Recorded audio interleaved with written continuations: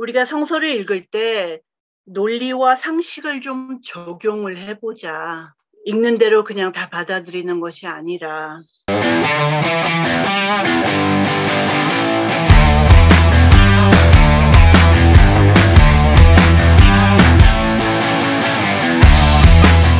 오늘 퀴어와 성서에 대한 그 고민을 같이 하기 위해서 제가 무지개 색깔로 제목을 이렇게 해봤고요. 본문도 이렇게 무지개 색깔 돌아가면서 할 건데, 이제 노란색은 잘 안 보이니까 노란색은 빼고 그렇게 하겠습니다. 제가 동성애와 성서 그런 책들을 좀 읽고 그랬는데, 이게 동성애가 성소수자의 전부는 아니잖아요. 그리고 저는 동성애자의 입장이 아니라 범성애자의 입장으로 성서를 보는 사람이기 때문에 좀 다르게, 보통 책들은 동성애와 성서 이런 주제로 많이들 책이 나와 있는데, 저는 이제 조금 더 나아가서 퀴어들의 입장을 한번 생각을 해봤고요. 오늘의 톡의 취지는 깊이 파고드는 성서 연구를 하자는 것이 아니라, 우리가 성서를 읽을 때 논리와 상식을 좀 적용을 해보자. 읽는 대로 그냥 다 받아들이는 것이 아니라, 그런 취지로 이 세션을 한번 준비를 해봤습니다. 하나님은 사랑이시다. 우리가 보통 이런 믿음을 가지고 있지요. 우리가 하나님이 사랑이라고 믿는다면 그럼 성서는 하나님의 사랑에 관한 책이라고 이해를 해야 합니다. 그런데 이상한 내용들이 많죠. 성서에 많이 읽어보셔서 아시죠? 그거는 우리와 지금 시대도 다르고 문화도 다른 독자들을 위해서 쓰여진 책이기 때문에, 그런 책들이기 때문에 우리가 이해를 하기가 힘들죠. 그러면 우리가 성서의 메시지를 이해하는 데 있어서 시대와 문화, 작가의 의도를 이해하지 못하면 성서의 메시지들을 제대로 이해를 할 수가 없습니다. 그래서 오늘 동성애 두드려 패는 본문들, 클라버 패시지라고 북미에서 그렇게 얘기하는데요. 이 클라버가 두드려 팬다는 의미가 있기 때문에. 근데 이거는 퀴어를 두드려 패는 본문들이 아니라 동성애를 두드려 패는 본문들이에요. 이 본문들을 좀 살펴보고, 그리고 퀴어 긍정 본문들을 같이 살펴볼 텐데요.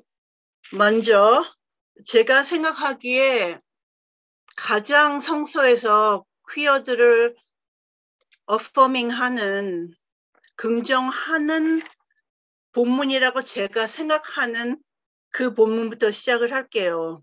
마가복음 1장 40절에 보면 예수님이 문둥병 다 고친 이야기가 나오는데, 그 본문 좀 띄워주시겠어요?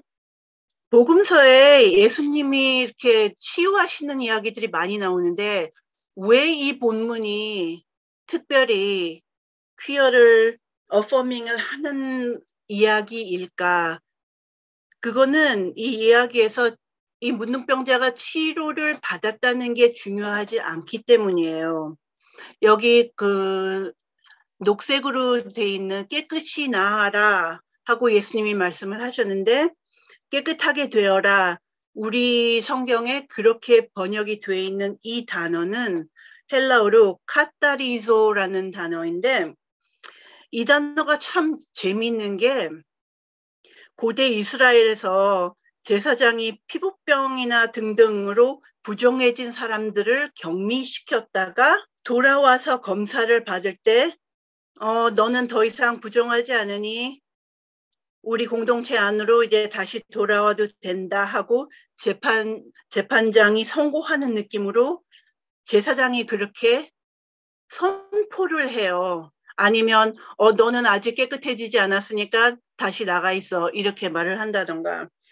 이 카타리소라는 단어가 제사장이 너 이제 깨끗해졌어 라고 선포를 하는 그 단어로 사용이 되는 단어입니다, 이게.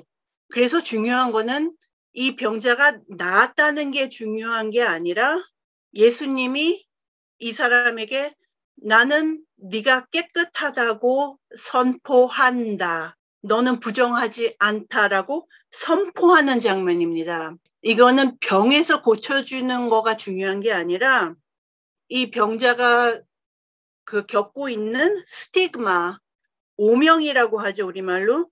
이 오명에서 구해주는 장면입니다. 문둥병은 그렇게 스티그마가 있었고요. 깨끗하지 않다고 레위기에서 그렇게 결정이 되어 있었고, 그런데 우리 성소수자들도 더럽다는 오명에 시달리잖아요. 그래서 우리는 오늘 성소와 퀴어를 고민하면서 예수님의 이 말을 들으면서 시작을 하기를 원합니다. 깨끗이 나아라가 아니라 나는 너희가 깨끗하다고 선포한다. 그런 예수님의 말씀을 들으면서 먼저 동성애 두드려 패는 이야기들을 한번 살펴보겠습니다. 첫 번째는 소돔과 고모라의 이야기고, 이거는 창세기 19장에 나오는데, 소돔과 고모라가 동성애 때문에 망했다라고 말하는 거 좋아하죠? 기독교인들이. 근데 잠깐 상식을 조금 동원을 해봅시다. 19장에 소돔성 각 마을에서 젊은이 노인 할 거 없이 모든 남자가, 이런 단어가 나오죠. 이런 구절이 나오는데 한번 생각을 해보세요. 미국에서 가장 게이들이 많이 산다고 알려진 도시가 샌프란시스코인데, 그 게이 도시에서도 동성애 인구가 반도 안 돼요. 그런데 소돔의 모든 남자들, 그 모든 남자들이 동성애 성향을 가지고 있는 사람들이었다? 이게 말이 되나요? 상식적으로 말이 안 되죠. 롯이 이 손님들, 천사들 대신에 처녀인 자기의 딸들을 대신 내주겠다고 했는데, 문 두드리는 사람들이 동성애자였다면 롯이 이런 제안을 했을까요? 여자랑 잠자리 안 하는 거 알면? 말이 안 되잖아요. 그럼 이게 뭐냐 도대체. 고고학적인 기록에 의하면 근동지방에서 군인들이 적에게 굴욕감을 주기 위해 동성 강간을 하는 일이 비일비재했다라고 문서들에 나옵니다. 그러면 이거는 우리가 남자인데 남자랑 자고 싶어서 이런 게 아니라 외부인이기 때문에 왜 우리 동네에 와가지고 그러느냐 하고 굴욕감을 주기 위해서 하려고 했다는 것으로 이해를 할 수가 있습니다. 그래서 이게 동성애 욕망에 따른 것이 아니라 외부인들에게 굴욕감을 주기 위해서 그런 것이다. 성서에 소돔의 이름이 한 20번 정도 나오거든요. 그런데 그 어디에서도 소돔의 죄가 동성애라고 하는 본문이 없습니다. 그 중에서 가장 자세하게 나온 구약 예언서 중에서 에스겔 16장에 네 동생 소돔의 죄악은 이러하다 그러고 다다다다 여기 나와 있죠. 이렇게 나와 있습니다. 그러면은 에스겔은 왜 몰랐을까요? 이게 동성애 죄라면? 아니죠. 구약 예언서들에서 말하는 소돔과 고모라의 죄는 약자를 향한 무관심. 여기서 천사들은 외부인들이니까 외부인들도 약자에 포함이 되지요. 그렇기 때문에 니네가 우리 동네에 와서 뭐 잘 놀다가 갈 수 있을 줄 알아? 그리고 모욕을 주기 위해서 이방인들에 대한 미움이 있으니까 그런 의도에서 강간하려고 했다고 이해를 하는 게 맞죠. 두 번째 두드려 패는 본문은 유다서에서 나오는데 다음 페이지로 넘겨주세요. 이 유다서 1장과 유다서 1장밖에 없지만 7절에 나오는 딴 육체라는 그런 단어가 있어요. 근데 여기도 소돔과 고모레에 연관해서 음란하게 빠져서 딴 육체를 좇았기 때문에, 그럼 딴 육체가 뭐지? 동성애처럼 들릴 수도 있죠. 들리기 쉽죠. 근데 이게 뭐냐면 1세기 전설에 의하면 소돔의 여자들이 남자 천사들과 관계를 맺었다. 이렇게 믿었답니다. 창세기 6장 1절과 2절과 4절에 보면 그런 얘기가 나와요. 그 인간의 딸들이 너무 예뻐서 천사들이 내려와서 관계를 가졌다. 이런 얘기들이 나와요. 그래서 이 딴 육체는 동성애가 아니라 소돔의 여자들이 남자 천사들과 관계를 하는 그런 내용을 얘기하는 겁니다. 세 번째 두드려 패는 본문은, 이거는 가장 많이 인용되죠? 퀴어 혐오자들에 의해서. 똑같은 내용인데 하나는 레위기 18장에 나오고 18장 그리고 레위기 20장에 나옵니다. 18장은 여자와 교합하듯 남자와 교합한다는 표현으로 나오고 20장에는 남자가 같은 남자와 동침을 한다는 그런 언어로 나옵니다. 이거는 정말 역사적인 배경과 문맥을 이해를 해야 되는데 두 가지로 나눠볼 수가 있어요. 첫 번째는 가나안과 이집트인들의 다산을 비는 의식에 정말 온 가족이 다 들어오는 그런 모든 종류의 성행위가 이루어졌답니다. 그리고 제사장하고도 성행위를 했고요. 그런데 레위기 18장, 20장은 분명하게 이교의 종교의식에 관해서 쓰여졌다고 나와요. 예를 들어서 18장 3절에 보면 너희는 너희가 살던 이집트 땅의 풍속도 따라가지 말고 가나안의 풍속도 따르지 말아라. 근데 이런 내용들이 계속 나와서 이거는 뭐 동성애 그게 아니라 이교도의 종교의식으로 사용되는 그런 성행위를 따라하지 말라는 소리지요.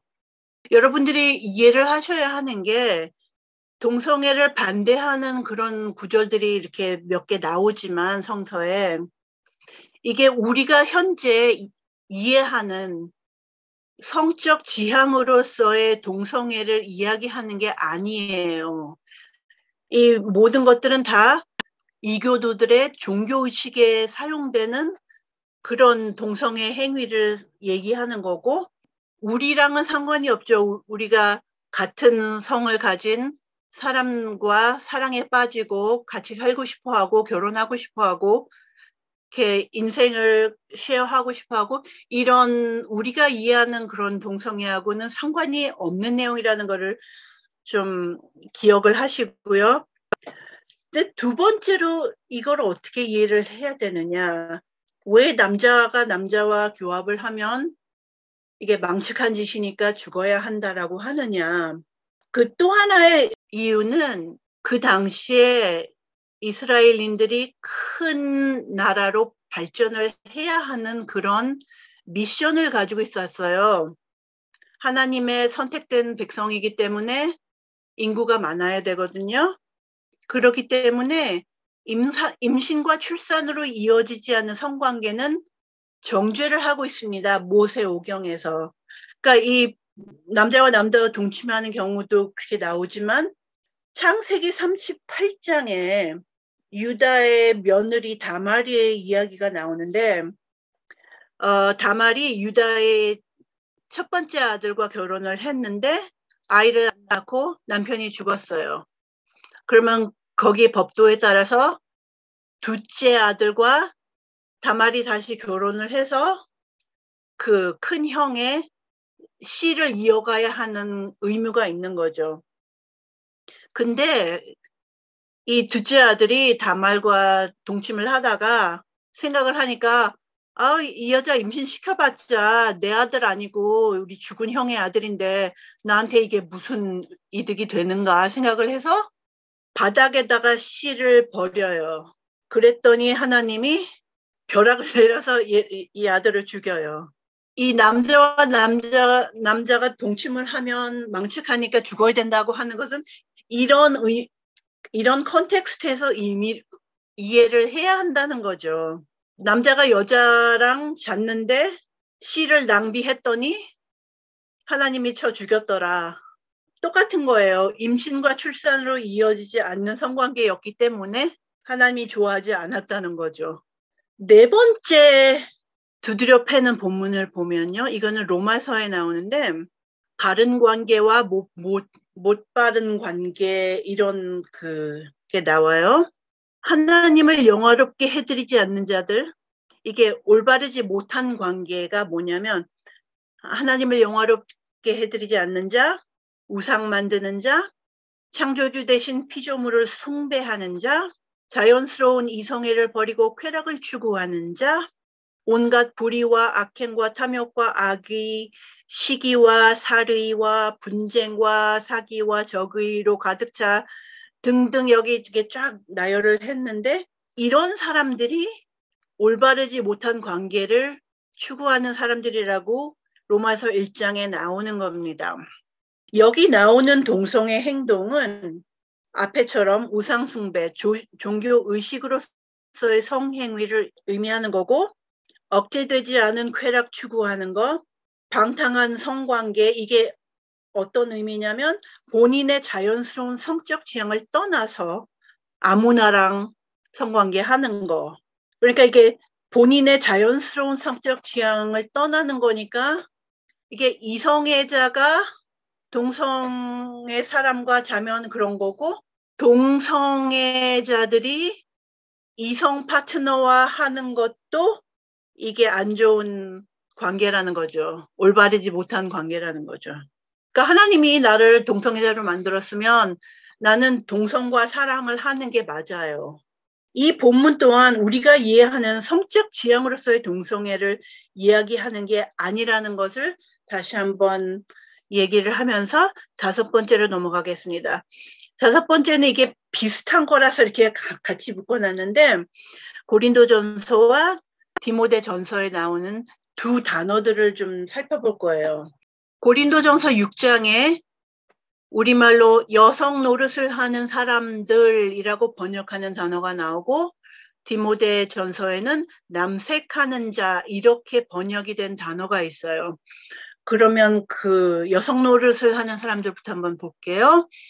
헬라어로 말라코이라는 단어인데 이거는 소프트하다라는 의미를 가지고 있습니다. 근데 여성처럼 소프트하다라고 하죠. 이건 여성 차별적인 의미, 여성에 대한 편견을 가진 그런 이미지입니다. 여성처럼 소프트하다. 이거는 게으른 남자, 도덕적으로 타락한 남자, 퇴폐적인 남자, 용기가 없이 겁장이인 남자들을 그 당시에 헬라에서 말라코이라고 불렀던 겁니다. 그래서 여자처럼 너무 많이 먹거나 여자들이 많이 먹나요? 비싸고 부드러운 옷 좋아하거나 게으르거나 옷 잘 입는 남자. 여기서 바울이 정죄한 남자는 어떤 사람이냐면 임무보다 즐거움이나 쾌락에 더 관심이 있는 남자, 자기 꾸미기에 더 관심이 있는 남자. 이거는 동성애 성향과 상관없이 허영심이 많고 겁이 많고 즐기는 거 좋아하는 남자들을 이런 죄로 부르는 거죠. 근데 이제 여성 폄하하는 그런 아이디어로 여자 같다, 소프트하다 이렇게 얘기를 한 거죠. 다음으로 넘어가면 디모데전서에 나오는 아르세노코이타이라는 헬라어 단어가 나오는데 이거는 잠자리라는 단어와 남성이라는 단어를 합쳤으니까 언뜻 보면 동성애일 것 같지요. 그런데 이 단어의 의미를 이해하기 위해서는 이 단어가 사용된 동시대 문헌들을 보면 이렇게 알 수 있는데 동성애의 의미로 이 단어를 쓴 예를 찾을 수가 없습니다. 이거는 우리 성서가 잘못 번역을 한 겁니다. 동성애에 대한, 퀴어에 대한 편견을 가지고 그렇게 번역을 한 거예요. 얘가 동성애의 뜻으로 사용되지 않은 걸 어떻게 아냐면 동시대 문헌들이 동성애에 대한 이야기를 할 때 이 단어를 쓰지 않고 다른 단어를 썼다는 거죠. 근데 이 단어가 죄명으로 사용된 경우에는 어떤 의미로 사용됐냐면 자기의 권력을 이용하여 다른 남자들을 성희롱하거나 성폭력을 행사하는, 예를 들어 소돔과 고모라에서 문 두들겼던 그 사람들처럼 외부인 강간하려고 했었죠. 동성애와는 상관이 없죠. 왜냐하면 강간은 권력과 폭력에 관한 거지 동성애 성향이나 그런 거하고는 관계가 없잖아요. 그러니까 얘는 동성애를 말하는 거라고 볼 수가 없습니다. 근데 정말 이거밖에 없어요. 성서 66권 중에 퀴어를 정죄한다고 보여지는 구절이 정말 이거밖에 없어요. 그러면 퀴어 긍정하는 성서 본문들을 많이 찾아볼 수가 있는데 여기서 몇 가지만 살펴볼게요. 처음에는 룻과 나오미, 룻서에 나오죠. 얘는 동성애 이야기는 아니지만 왜 퀴어 긍정이라고 볼 수 있냐면 두 여성이 남편이나 아들이 없이 살아가기가 힘들었던 그 문화권에서 두 여성이 서로 의지하면서 사는 이야기이기 때문에 퀴어 긍정이라고 볼 수 있는 이야기입니다.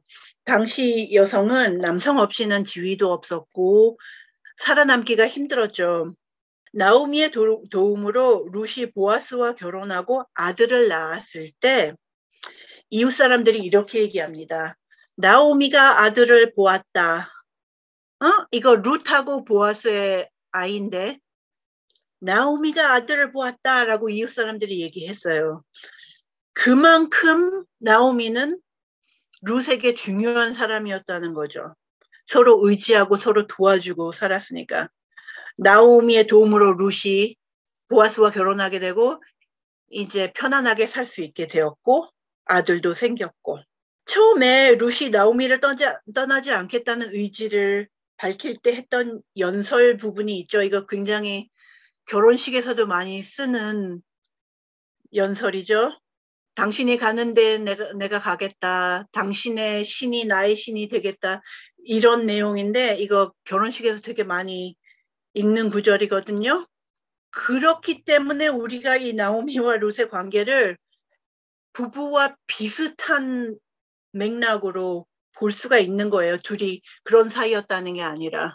두 번째 이야기는 다윗과 요나단인데요. 제가 사무엘상 18장 1절부터 4절까지 읽어드릴게요. 어떻게 느껴지는지 한번 생각해 보세요. 다윗이 사울과 이야기를 끝냈다. 그 뒤에 요나단은 다윗에게 마음이 끌려 마치 제 목숨을 아끼듯 다윗을 아끼는 마음이 생겼다. 사울은 그날로 다윗을 자기와 함께 머물게 하고 다시 아버지의 집으로 돌아가지 못하게 하였다. 요나단은 제 목숨을 아끼듯이 다윗을 아끼어 그와 가까운 친구로 지내기로 굳게 언약을 맺고 자기가 입고 있던 겉옷을 벗어서 다윗에게 주고 칼과 활과 허리띠까지 모두 다윗에게 주었다. 자, 이게 그 친구 사귀는 그런 이야기로 들리십니까? 저랑 굉장히 친한 친구가 하나 있는데 저랑 그 친구랑 처음 만났을 때 서로 이렇게 마음이 막 따뜻해지면서 서로 막 이렇게 좋았던 감정이 서로가 있었어요. 그거를 나중에 막 친해지고 나서 서로 고백을 해서 알게 됐고 그래서 생각을 해보면 내가 이 친구를 되게 그렇게 사랑하는 마음이 처음부터 있었는데 내 목숨을 아끼듯 사랑을 했을까요? 아니죠. 이건 첫눈에 반한 거죠, 분명히. 이건 첫눈에 반한 장면인 거예요. 제가 다른 데 또 읽어 드릴게요. 사무엘상 20장 30절에 보면 20장 30절 자, 요나단이 다윗을 도와요. 사랑하니까. 그래서 요나단 아버지 사울 왕이 이제 화를 내요. 화를 내면서 요나단에게 이렇게 일을 해요.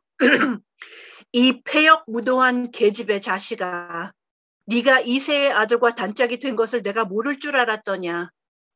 그런 녀석과 단짝이 되다니 너에게도 부끄러운 일이고 너를 낳은 네 어미를 발가벗기는 망신이 될 뿐이다. 이런 얘기를 해요. 사울 왕이 자기 아들한테.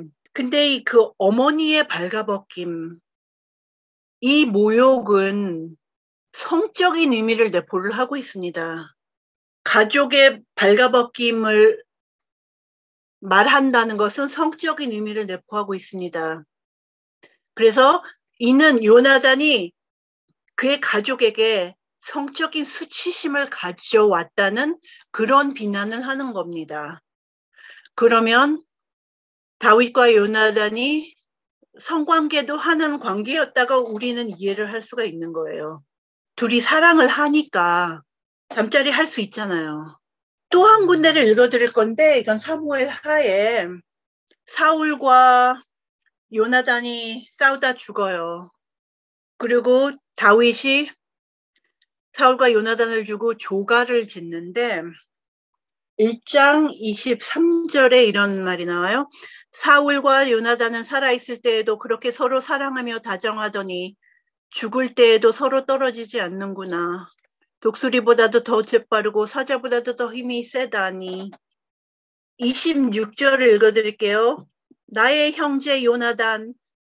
이게 그 형이라고 번역이 되는데 영어 성경에는 brother, 형제라고 나와요. 그래서 저도 형제라고 할게요. 나의 형제 요나단, 형제 생각에 나의 마음이 아프오.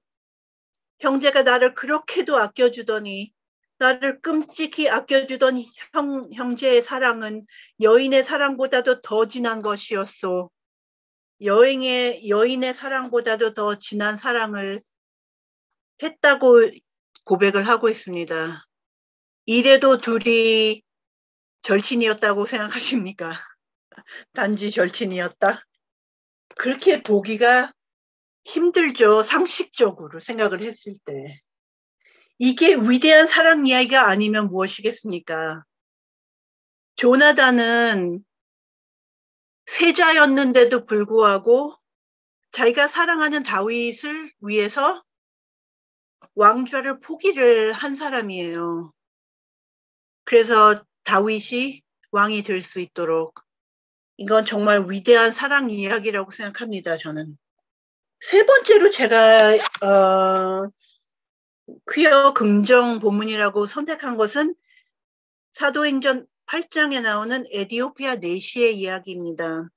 내시는요, 왕궁에서 중요한 일을 감당하는 권력이 많은 사람이었긴 하지만 여자들을 임신시켜서 상속권 문제를 복잡하게 하면 안 되니까 남자구실을 못하게 그렇게 만들었잖아요.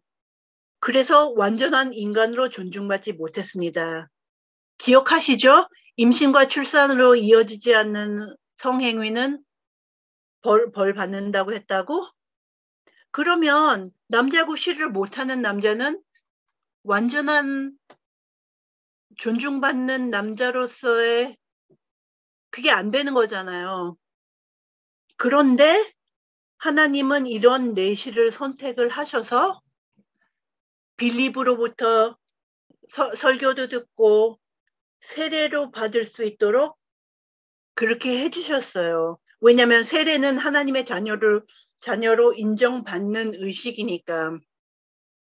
그래서 이디오피아 기독교인들은 이때부터 자기네가 기독교를 받아들였다고 믿고 있어요.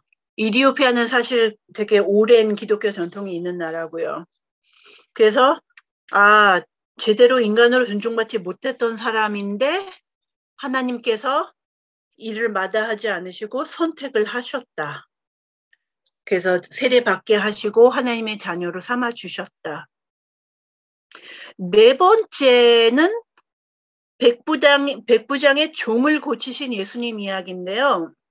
여기서 제가 종을 이렇게 따옴표 안에다가 넣었죠. 이 종이라고 번역된 헬라어 단어가 파이스인데요.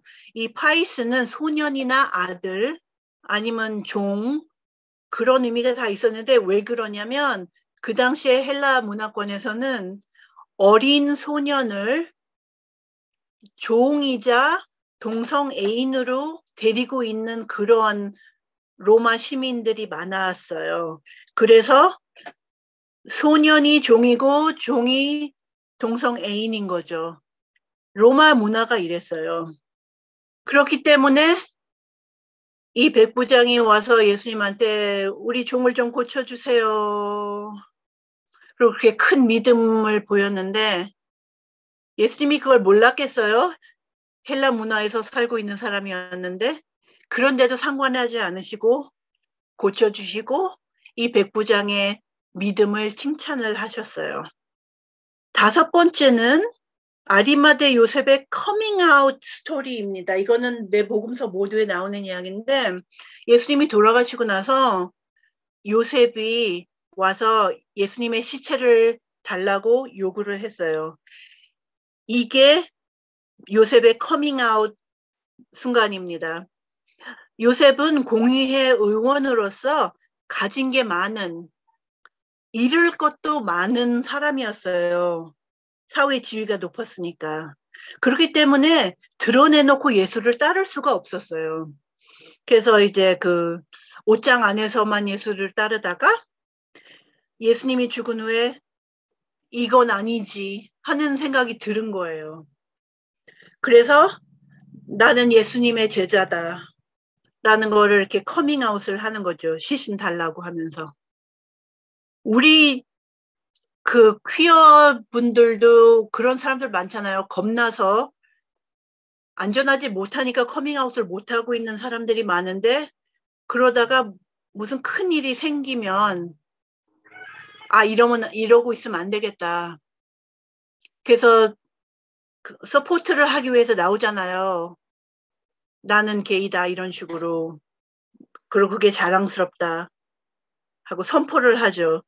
요셉도 그렇게 한 거예요. 그리고 아까 처음에 제가 얘기했던 이 문둥병자 고치는 이야기. 왜냐하면 율법에 의하면 부정한 사람인데 예수님이 너는 깨끗한 사람이다. 너는 정한 사람이다. 라고 선포하신 거. 이것이 우리 사회에서도 부정하다고 취급받는 사람들, 특히 우리 퀴어 멤버들에게 우리의 존재를 긍정하는 이야기로 사용될 수 있습니다. 자, 제가 지금 6개를 예를 들어드렸고요. 복음서를 읽다 보면 이 6개뿐만이 아니라 정말 많아요. 왜냐하면 복음서 메시지가 예수님이 그렇잖아요. 하나님을 사랑하고 이웃을 내 몸과 같이 사랑하라. 이게 모든 율법의 핵심이다라고 가르치잖아요. 이웃을 내 몸과 같이 사랑하라. 내가 내 이웃을 내 몸과 같이 사랑을 하면 퀴어라고 욕하고 때리고 죽이고 그러겠어요? 아니죠. 사랑하면 사랑하는 거죠. 그리고 또한 너희들 중에 죄 없는 이가 먼저 돌을 던져라 라는 말씀을 하시는 장면도 나오고 이게 뭐냐면 완벽한 사람 없으니까 남 정죄하지 마라 이런 내용으로 들을 수 있잖아요. 그러면은 너는 개이니까 죄인이야 더러워. 그리고 손가락질 하는 거? 그러면 너는 완벽하냐? 아니잖아요. 예수님께서 아무도 완벽하지 않으니까 남을 정죄하지 말아라 그랬고 정말 여러 가지 예수님께서 학대받는 사람들, 소외받는 사람들을 위한 그런 희망의 메시지들을 많이 주셨죠. 혹시 여러분들은 성서 중에서 그런 희망을 주는 제가 오늘 말하지 않은 그런 것들이 있는지 쉐어하는 시간을 좀 가졌으면 좋겠어요. 오늘 말하지 않은 그런 구절들 중에서 이렇게 희망을 얻은 그런 본문들이 있으면 같이 쉐어해 주세요. 그리고 들어주셔서 감사합니다.